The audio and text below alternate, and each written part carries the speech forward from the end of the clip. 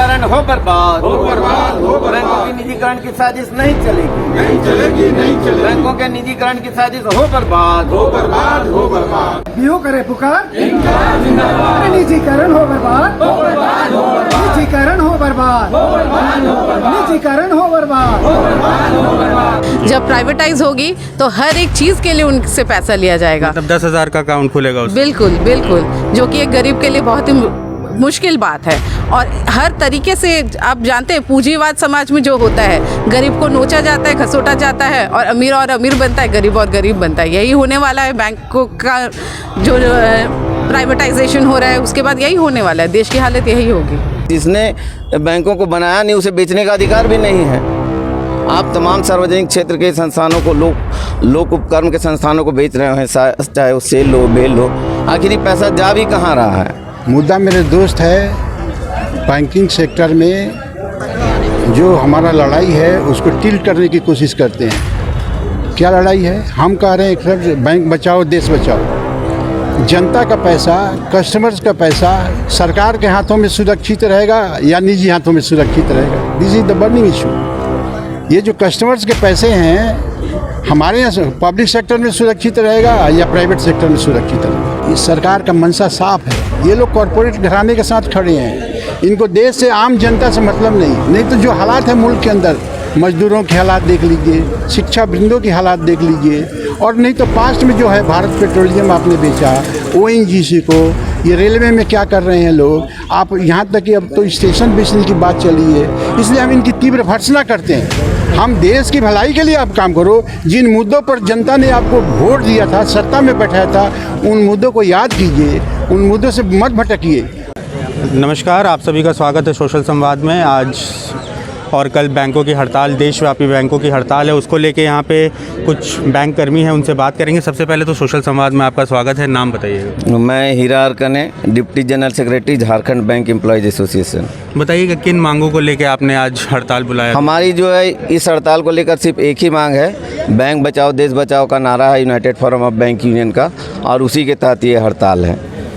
इस शीतकालीन सत्र में सरकार ने जो लिस्ट दे रखी है उसके अंदर में बैंकिंग लॉ संशोधन बिल भी है, जिसको पास करने के बाद 1969 और 1970 के अंदर जो बैंकों का राष्ट्रीयकरण हुआ था जिस कानून के तहत, उस कानून में बदलाव किया जा सकेगा और बैंकों की जो सरकार की पूंजी है उसको 51% से कम किया जा सकेगा। और जब किसी बैंक के अंदर या किसी संस्थान के अंदर 51% से कम पूंजी हो जाएगी तो निश्चित रूप से वो निजी हाथों में चला जाएगा। और ये निजी हाथ में सरकारी बैंकों का जाना एक दुर्भाग्यपूर्ण निर्णय होगा, जिसका हम लोग विरोध कर रहे हैं। निजीकरण एक धोखा है सरकार के द्वारा किया जाने वाला, उसका हम लोग विरोध करते हैं। निजीकृत जो भी संस्थान है वो कभी देश के विकास में सहयोग नहीं करती है, वो अपने विकास के लिए, अपने फ़ायदे के लिए सहयोग करती है, काम करती है। और जब सरकारी बैंक निजी हाथों में चले जाएंगे तो इनके पैसों का भी दुरुपयोग वो करेंगे, अपने फ़ायदे के लिए करेंगे। इसका हम लोग पूरे हिंदुस्तान के अंदर में 10 लाख बैंक कर्मचारी और अधिकारी इसका विरोध कर रहे हैं और ये हड़ताल चलेगी। और अगर सरकार नहीं मानती है और संसद में अगर वो बिल पेश होता है तो संभवतः हम लोग इंडेफिनिट स्ट्राइक पर चले जाएंगे। तो हमें एक चीज़ बताइएगा कि अगर निजीकरण होता है तो किस तरीके की क्षति आप जो बैंक एम्प्लॉय हैं उनको आएंगी?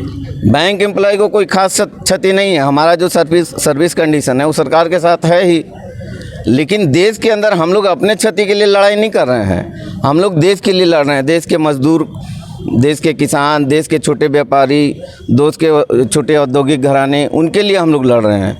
क्योंकि जब बैंकों का निजीकरण हो जाएगा तो जो खाता आज 5 रुपये में खुल रहा है सरकारी बैंकों के अंदर या 0 बैलेंस पर खाता खुलता है, वो खाते नहीं खुल पाएंगे, 10,000 में करेंगे। तो हमारे जो 60% 70% जनता जो है देश की, जो कि गरीबी नीचे रहती है, वो खाता खोलने के लिए कहाँ जाएंगे?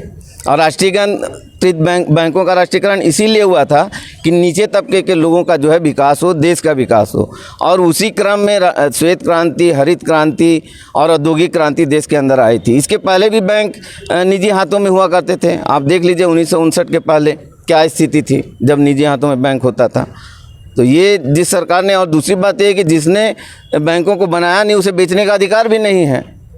आप तमाम सार्वजनिक क्षेत्र के संस्थानों को लोक उपक्रम के संस्थानों को बेच रहे हैं, चाहे वो सेल लो बेल लो, आखिर ये पैसा जा भी कहाँ रहा है? पहले तो अपना नाम बता दीजिएगा। मैं हुआ कॉमरेड आर.ए. सिंह, बताइएगा। Vice chairman Jharkhand Pradesh bank employees association. United forum की तरफ से आप सभी साथियों का हार्दिक अभिनंदन।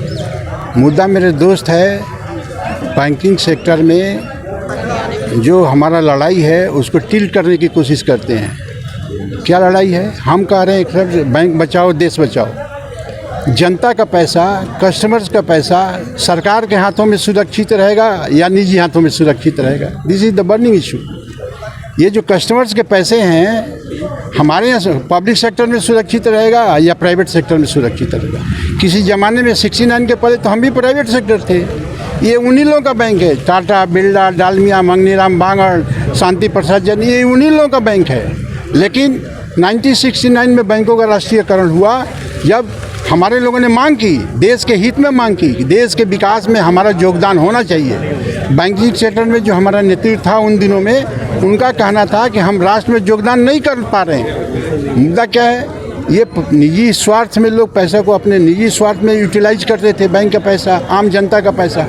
आज क्या हो रहा है? सरकार की जितनी पॉलिसीज़ है, IRDP, CU, सेप, प्रधानमंत्री रोजगार योजना या जो भी उनकी पॉलिसीज है, हम एग्जीक्यूट करते हैं, लेकिन प्राइवेट सेक्टर के लोग तो नहीं एग्जीक्यूट करते हैं। उनका मुनाफा कमाना या फॉरेन बैंक्स के लोग पैसा प्रॉफिट ले करके विदेश में जाना, ये उनकी पॉलिटिक्स है। लेकिन हमको जो निजी हाथ में खेलने की सोचते हो, ये सरकार का मंशा साफ है। ये लोग कॉरपोरेट घराने के साथ खड़े हैं, इनको देश से, आम जनता से मतलब नहीं तो जो हालात है मुल्क के अंदर, मजदूरों के हालात देख लीजिए, शिक्षा वृंदों की हालात देख लीजिए, और नहीं तो पास्ट में जो है भारत पेट्रोलियम आपने बेचा, ONGC को, ये रेलवे में क्या कर रहे हैं लोग, आप यहाँ तक कि अब तो स्टेशन बेचने की बात चली है। इसलिए हम इनकी तीव्र भर्त्सना करते हैं। हम देश की भलाई के लिए आप काम करो। जिन मुद्दों पर जनता ने आपको वोट दिया था, सत्ता में बैठाया था, उन मुद्दों को याद कीजिए, उन मुद्दों से मत भटकिए। और ये क्या देश, ये जो बैठे हैं पूंजीवाद के घराने के लोग, यही टाटा, बिरला, डालमिया या आज अडानी अंबानी की बात होती है, उनकी प्रॉफिट बढ़ोतरी किस ढंग से हो रही है। लेकिन आम जनता का जो हालात है, मोदी जी 6,000 पर मत गुमराह कीजिए। जब 6 लाख करोड़ रुपया जब आप राइटअप कर रहे हो, किसके हित में कर रहे हो? NPA का पैसा आप उनके हित में राइटअप कर रहे हो। तो मुद्दा स्पष्ट है। मेरा मानना है कि जनता बैंक से जुड़ी है, पब्लिक सेक्टर बैंक से, और जनता का सिक्योरिटी हम देंगे। जनता जो छोटे गरीब तबके के लोग हैं, नेशनलाइजेशन के बाद आए और उसके बाद ही इस मुल्क के अंदर पढ़े लिखे लोग, doctor, engineers, small scale industries, कल कारखाने बने। व्हाइट रिवोल्यूशन, ग्रीन रिवोल्यूशन हुआ और हमने देश के विकास में, राष्ट्र के निर्माण में हमने योगदान दिया। लेकिन वो नहीं बन पाएगा आप यदि निजी हाथों में दोगे। इसलिए बैंकिंग अमेंडमेंट बिल्स को हम तीव्र शब्दों में भर्त्सना करते हैं। सोशल संवाद में आपका स्वागत है। पहले तो नाम बताइएगा अपना। मेरा नाम हुआ जया पान। बताइए, 2 दिन का जो आपने राष्ट्रव्यापी हड़ताल चल रहा है बैंकों का, उसका मेन मुद्दा क्या है? वो मेन मुद्दा निजीकरण के खिलाफ हम खड़े हुए हैं, क्योंकि privatisation is not the solution for development of this country. आज देश में हमारे जो कर्ता धर्ता हैं वो देश की सारी संपत्ति बेचे जा रहे हैं, और इससे विकास होगा ये सोचना, सरकार का ये सोचना बहुत ही गलत है। देश का विकास के लिए बैंकों को प्राइवेटाइजेशन से हटा के नेशनलाइज किया गया था, और वापस नेशनलाइज बैंकों को प्राइवेटाइज करने से किसी का फ़ायदा नहीं होने वाला। आम जनता को भी नुकसान है, हमें तो नुकसान है ही, आम जनता को भी नुकसान है। जो आज एक गरीब आदमी हिम्मत करके बैंक में कदम रख पाता है, प्राइवेटाइज बैंक में वो कदम रखने से झिझकता है। अगर सिंपल शब्दों में समझना चाहें आपसे कि एक अगर प्राइवेटाइज होता है तो जो गरीबी रेखा के लोग हैं उनको किस तरीके की दिक्कत आएगी, अगर आप सरल शब्दों में बता पाएँ? सरल शब्दों में यही है, आज जब एक गरीब अपने अकाउंट में बैलेंस डाल नहीं पाता तो हम उन्हें ज़ीरो बैलेंस खाता की सुविधा देते हैं। जब प्राइवेटाइज होगी तो हर एक चीज़ के लिए उनसे पैसा लिया जाएगा। मतलब 10,000 का अकाउंट खुलेगा उसमें। बिल्कुल बिल्कुल, जो कि एक गरीब के लिए बहुत ही मुश्किल बात है। और हर तरीके से आप जानते हैं पूंजीवाद समाज में जो होता है, गरीब को नोचा जाता है, खसोटा जाता है, और अमीर बनता है, गरीब और गरीब बनता है। यही होने वाला है बैंकों का जो प्राइवेटाइजेशन हो रहा है, उसके बाद यही होने वाला है। देश की हालत यही होगी। पहले तो अपना नाम बता दीजिए। ओम प्रकाश नायक, मैं यूको बैंक जमशेदपुर मुख्य शाखा में वरिष्ठ प्रबंधक के रूप में कार्यरत हूँ। मैं ज़्यादा कुछ नहीं कहूँगा, बस इतना कहूँगा कि हर क्षेत्र में निजीकरण क्या समस्या का समाधान हो सकता है? अगर ऐसा समाधान होता तो बैंकों का राष्ट्रीयकरण का कोई आवश्यकता ही नहीं होता। बस मीडिया के माध्यम से मैं एक बात पूछना चाहूँगा, आप ज़्यादा कुछ ना करें, सिर्फ कुछ डाटा पता करें कि प्रधानमंत्री महोदय या वर्तमान सरकार जो जनधन खाता मुद्रा योजना के अंतर्गत जो लोन वितरण हुआ उसको लेके जितना प्रचार करती हैं, क्या वो ये आंकड़े बताने का प्रयास करेंगे उसमें कितने सरकारी बैंकों के द्वारा से दिया गया है और कितने निजी बैंकों के माध्यम से दिया गया है?